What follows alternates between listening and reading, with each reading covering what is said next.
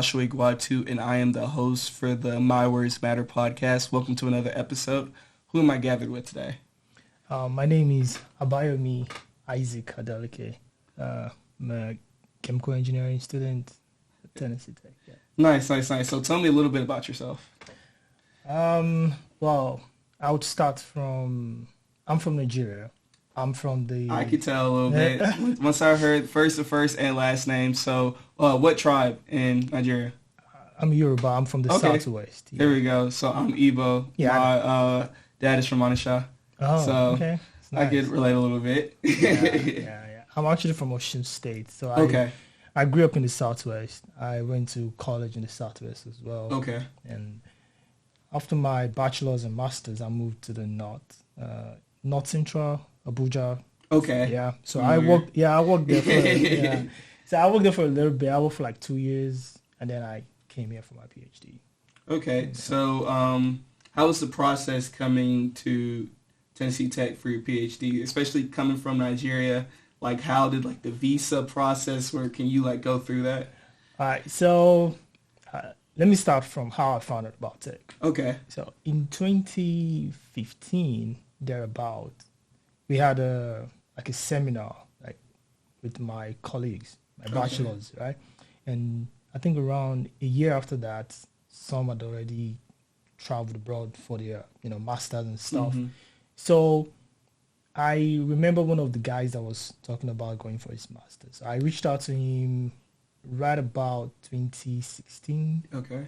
And I asked him, hey, which school you and stuff like that. I had applied. I had admission, but I didn't get funded. Okay. And it was a lot of money. Mm-hmm. So I asked him about it, and he told me, but it was a little bit too late. I already spent a lot of money applying to different places, Mm-hmm. but no funding. So I'm just going to go do masters. And then afterwards, maybe if I want to do a PhD, I'll reach out to you again. Okay. So when I was done, right about when I was going to be done with my masters, I reached back out to him like, hey, what's the name of that school again? And he told me tech. And I just started reaching out to the professors and Dr. Rice, Rice. She said, yeah, I'm going to work with you. And she brought me here. And for the visa. Mm-hmm. I really can't remember everything, but I know there are you have to pay some money for Mm-hmm. like DS-19 and CWIS or something like that. So after you pay for that, that's no guarantee that you're going to get a visa, right? Mm-hmm. But the main thing that, they want to see at the embassy is, do you have funding, right? So as soon as I was able to secure funding before I'm able to come here. So I got the funding, and it was quite easy. I was asked a question or two. What was the name of your school? Who do you want to work with? And they saw on my, I think, high 20 that I have full funding. Mm-hmm. And like, hey, sure. And that was it. It was pretty easy for me. Nice. That sounds like a pretty easy process. I know that process can vary from person to person and be extraordinarily difficult. Yeah. I definitely think school is one of the easiest ways to get a visa for sure. Yeah. And also, if you don't have funding, the embassy, the visa guys are not going to believe you come into school. So funding is one of the key things. You have to get funded, and the name of your school has to be something not really, some schools are more popular than the others. Yes. So if your school is one secluded school that nobody really knows about, I'm not sure about this. They lose faith a little bit. I understand. So what made you want to get your degree in the States compared to getting your PhD in Nigeria? Again, like I said, I started with bachelor's, right? Yes. I had bachelor's, I went by the master's, and then I was working for a little bit, right? But then, honestly, I just didn't like what my options were. Okay. So I was working with this oil company. It's an oil servicing company. So they store and refuel jets. Okay. So I was an aviation engineer. I was, managing the technical team, kind of how we store these, how we filter, and how we deliver something technical, right? But I really just didn't like the sector. It's all about, my research has always been around pollution control. Okay. Right. And here I'm working on exactly what's causing the pollution that I have. Right. So I never really liked that. And in Nigeria, honestly, if you're a chemical engineer, I think one of your biggest options, like the most lucrative job you could get, is working in the oil industry. Okay. Right. The pay is really good. Okay. Right. And they employ a lot of chemical engineers. But if you don't like it, if you don't like to work in oil sector, your options are like really minimal. So that was one of the main things that really pushed me to wanting to do something different. And I started looking at what are my options again. I found fuel cells. And that was really big for me. I never knew anything about fuel cells. So, and it seems like Dr. Rice then was honestly one of the very few chemical engineering professors who actually does that research. Okay. So I was like, it's either R or nothing else. Okay, so does that mean you pretty much you first found somebody doing the research that you wanted to do rather than looking at the school itself? Well, I looked for the school first. School first, okay. But then before I apply or decide I'm going to apply, I looked at what are the researches that they have in the department that really align with what I want to do. And I found someone who was doing exactly what I wanted to do. Okay. So it's more like luck and, just fortunate to find. Yeah, I understand. Yeah, just online, yeah. Here we go. So how was your transition from Nigeria to tech? Like, how was that smooth? How'd you adjust? That's a big change. Yes, it is. It is a big change, and I must tell you, it wasn't smooth. So I came in around, I think on the 20th of January, like 19th. I think it was 19th of January, 2020. Okay. And it snowed heavily the next day. Right. That's so the cold shock is a big deal. And before I came, I have families everywhere, right? I have my siblings are in the United States. Even before I came, my dad traveled a lot before and they were always telling me that, see, I know you have air conditioner at home and everything, but the cold is different. I'm like, nah, it's not gonna be that cold. You guys just exaggerate, right? So I came down at Nashville, and I knew I was underdressed, and there was no snow that day. And the next day, it was like, this is so cold. Yeah. So I think that was the first shock. Yeah, the cold. It's like a big deal.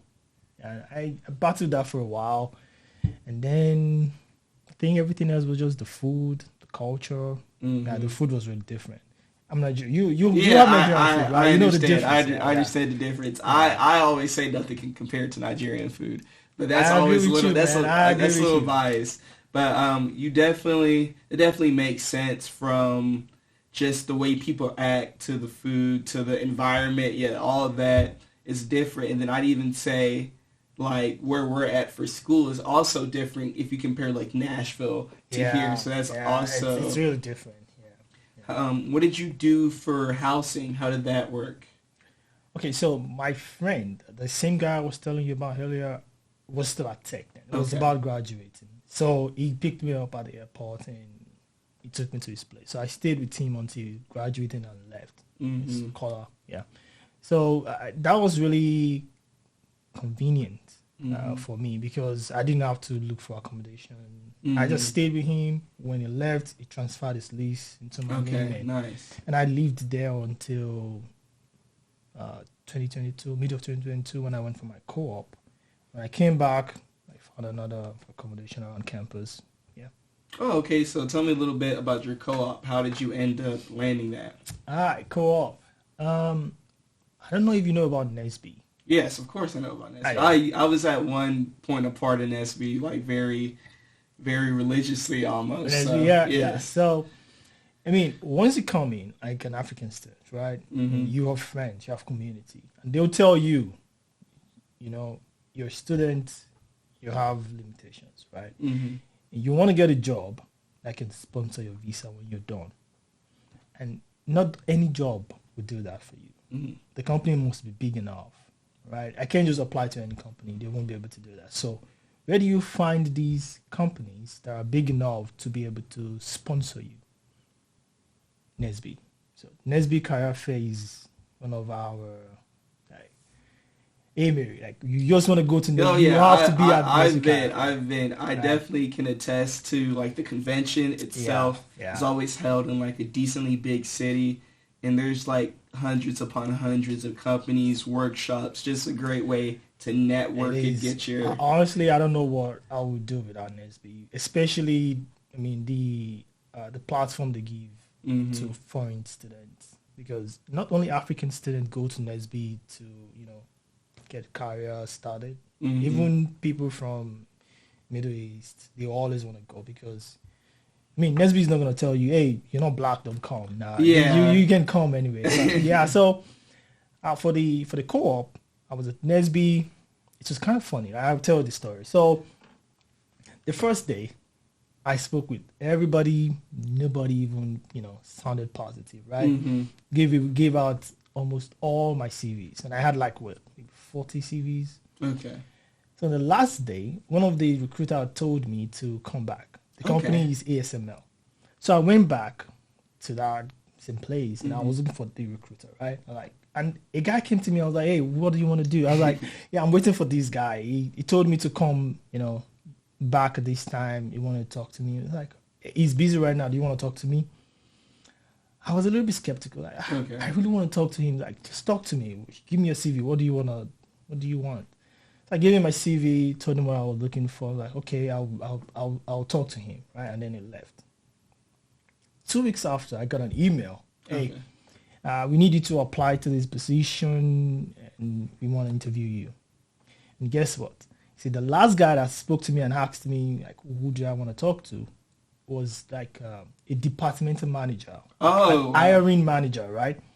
And he gave me the job, the co-op, yeah. So I was really fortunate to meet him, and not the recruiter, actually. Yes. Because he was the one who was actually hiring the co-op. That was a blessing in disguise right there. It was, right, yeah.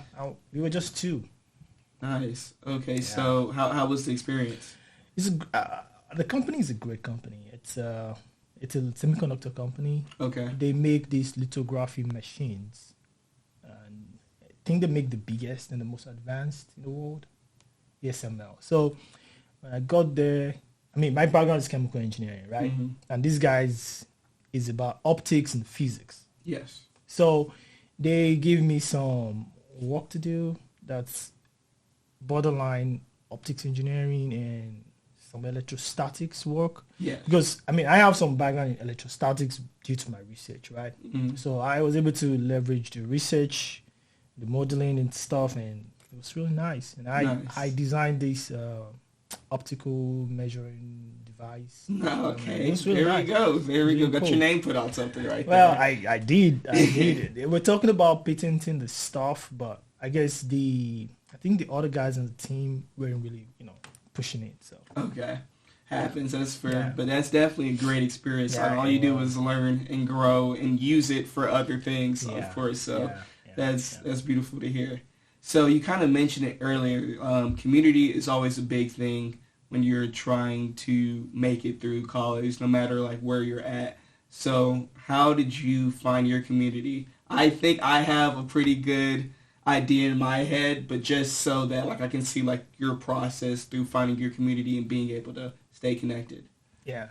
So when I came in 2020, of course I came in from a friend, so I know him already. And then through that I met a couple other Nigerian guys, right? And then we have this association for African students, ASU. So ASU was a big deal. So ASU was where I first met almost all my friends, right? ASU, and just a lot of African students from different backgrounds, and they know someone who knows someone, and that's it. That's how we started, forming our own little network, right?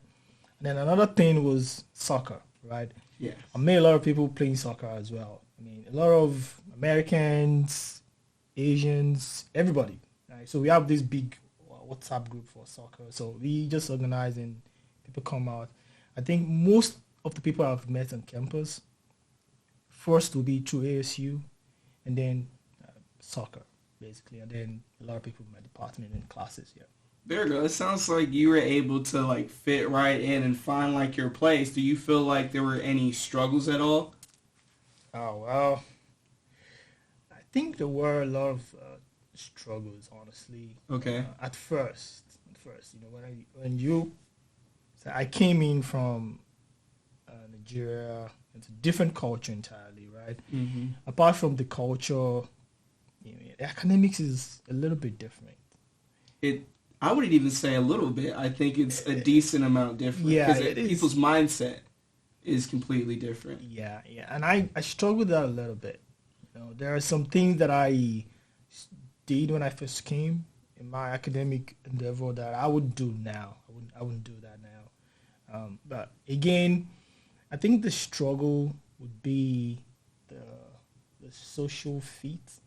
Having friends who are not from the same background as you can be a little bit challenging, right? You Okay. don't know what to say. You don't know what to get them, mad. And then, from Nigeria, we don't have a lot of these, should I say, racial and cultural.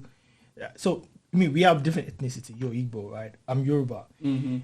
If you're both in Nigeria, that would almost never come up in our Yes. conversation, right? The Yes. only time it would come up is probably we just, having fun and making Mm-hmm. fun of each other, right? Yeah. But normally it would never come up. We just Mm-hmm. we just talk about something entirely different. But Mm-hmm. here, just something that comes up quite often, and I'm trying to like, okay, how do you navigate these? How do you know Okay. what to say and what not to say? Things like that. So those were some of the, should I say, cultural shock that I had when Yeah. I first came in. Yeah, yeah.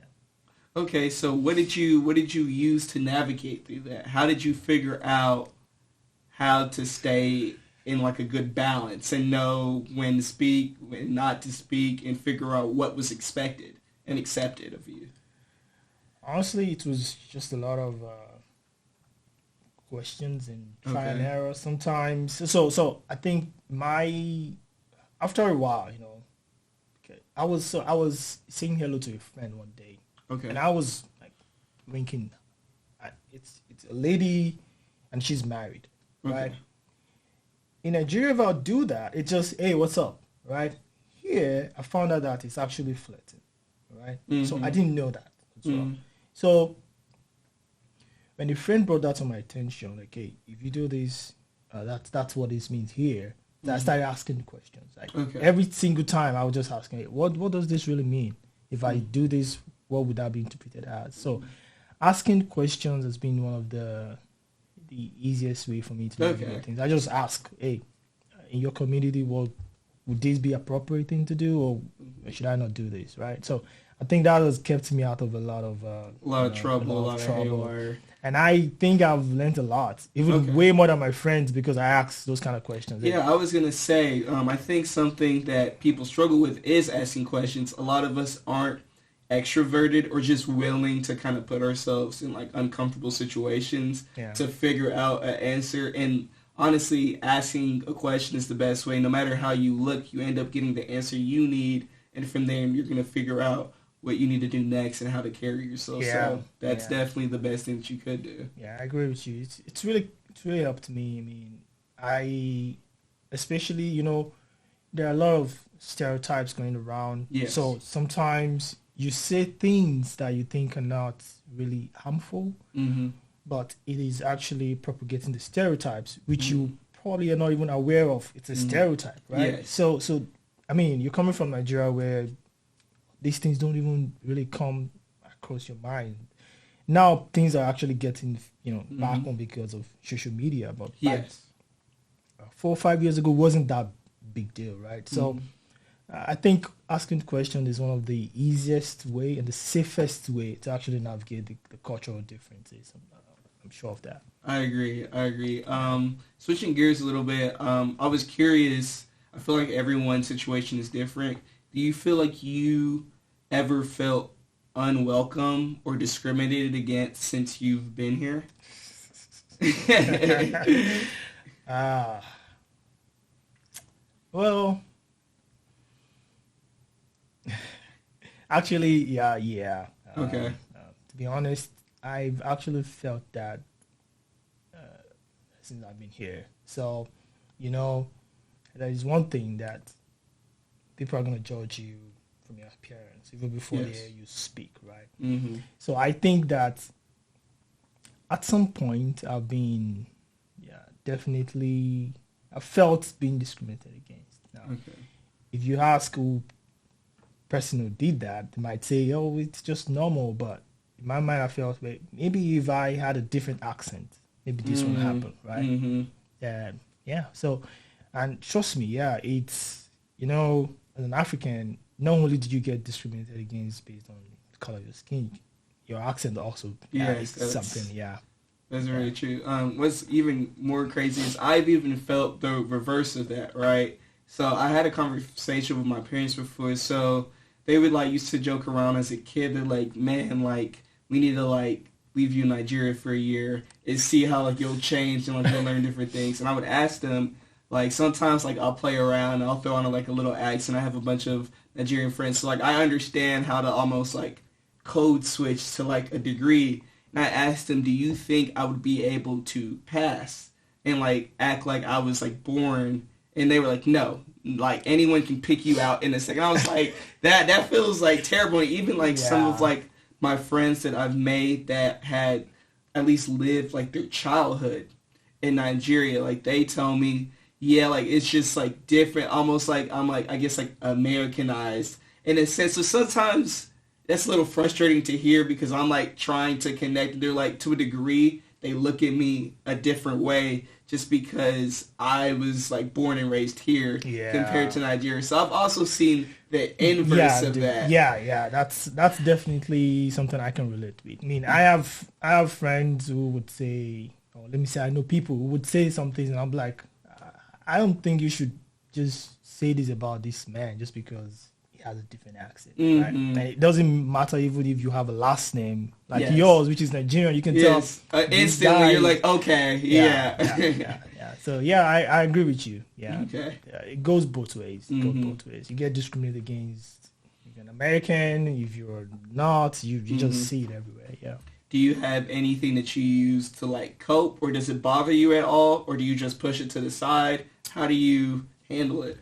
You see, honestly, it used to bother me. Okay. Even up until recently, I just found a way of ignoring it. Okay. Right? Sometimes, so there was a day I was two of us went to talk to this guy. Okay. Right, and I'm black. The other man was Caucasian man, and the man we were talking to is white. Right, and I was the one who was trying to talk to him, but my friend was right there next to me. He looked past me and started talking to my friend, and I was a little bit confused. I was the one who was asking you this question. I think you should give me the answer. I'm not trying to engage. Yeah, okay.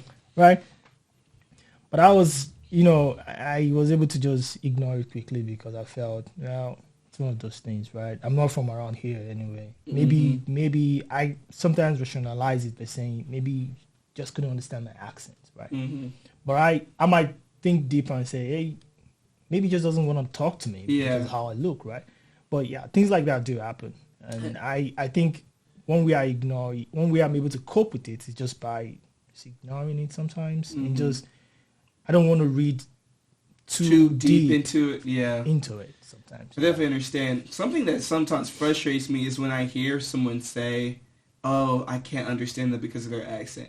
Yes, I definitely think I've grown around a lot of accents, so my ear is very adapted to being able to pick up on certain things. But then I also realize some people just put in minimal to zero effort, or they just don't like something that's different from them. Yeah. So then they go ahead and throw that label, throw that excuse, and I'm staring at it and I'm like, no, if you took 20 seconds or if you really cared, you'd be able to easily decipher what they're saying. Granted, I do think that there are times that I'm like, okay, that is a very thick accent. You have to strain a little bit harder to understand. But at the end of the day, they're still talking the same language you're talking, and so that definitely can get on my nerves sometimes when I have to hear people spam that as an excuse from time to time. People don't even know me as my real first name. So my first name is Abayomi, right? Yes, but what do you go by, I guess? I go by Isaac. Okay, So if yeah, you go to my okay. department and you say you're looking for Abayomi, maybe few people would know that. But if you say Isaac, oh, they know exactly where he's Who in the I city, yeah. right? And I, when I first came, I told a few people, hey, my name is Abayomi, or call me Yomi. Now, Abayomi is longer, right? But if I ask you to call me Yomi, Yomi, I thought that would be easier. like, and it should be. It's not that many syllables. It's not that hard to Yeah, pronounce. but I kept repeating myself. I'm like, I'm not. Who has time to repeating themselves? You see, Over good and time over reading again, from like yeah. Isaac. Isaac, guys, it's good for me, and that's my middle name, so it works for me perfectly. So, and also, you see, the accent of a thing, I changed the way I talk totally. I used to talk really fast.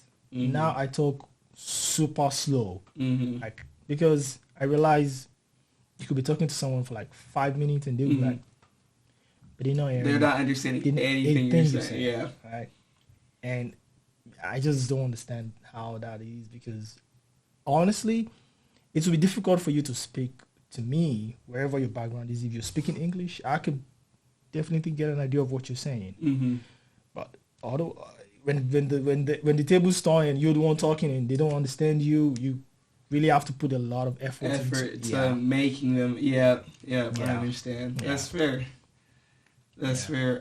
Do you have, I guess, any advice for anyone that's in the same boat as like an international student, whether they're trying to get their undergrad, doctorate, master's, and they're trying to transition into the environment they're in and succeed? Do you have anything that you would suggest or say?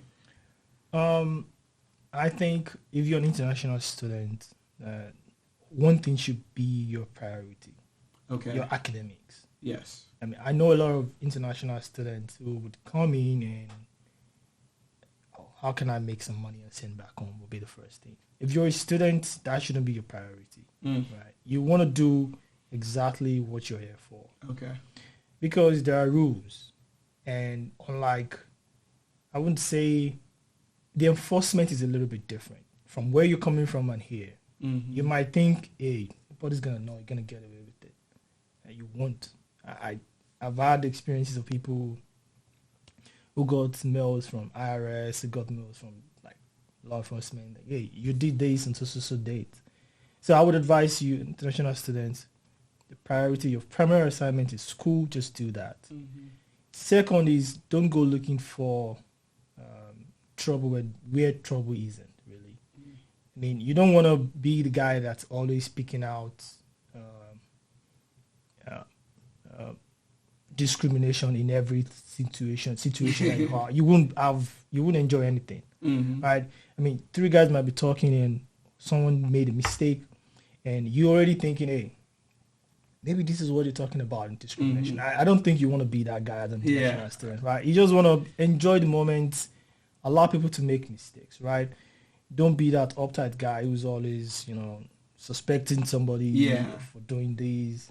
Because, I mean, everybody, no matter where you come from, there is one form of discrimination or another.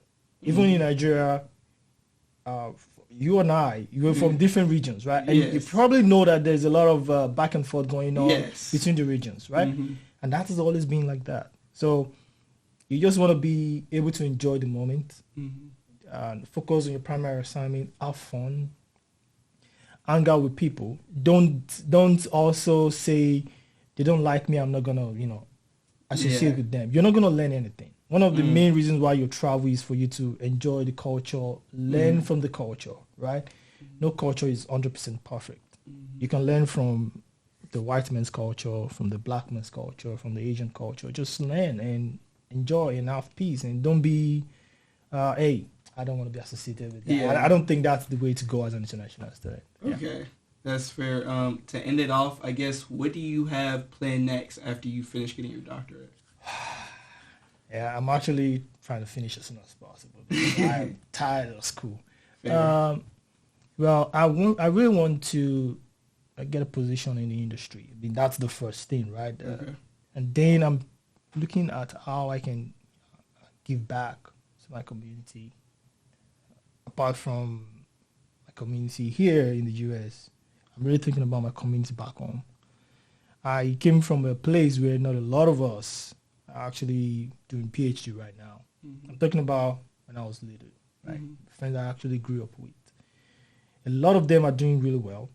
Okay, I must admit to that. But not a lot of us are actually, thinking about how we can help build the generation behind us. Yes. And I think I'm in a position, I would be in a position someday to actually, help facilitate something like that. So I really think about how I can give back to my community back home, where I really, really started from. Yeah. There you go. Well, I think that's about all the time we have. I really appreciate you hopping on. I hope some of the viewers are able to learn a little bit about our culture and understand what we go through to make it to where we're at today. Yeah, I agree with you. But with that, I think that's all the time that we have. This was the My Words Matter podcast, and this was your host, Joshua Iguatu, signing out. You have a good one.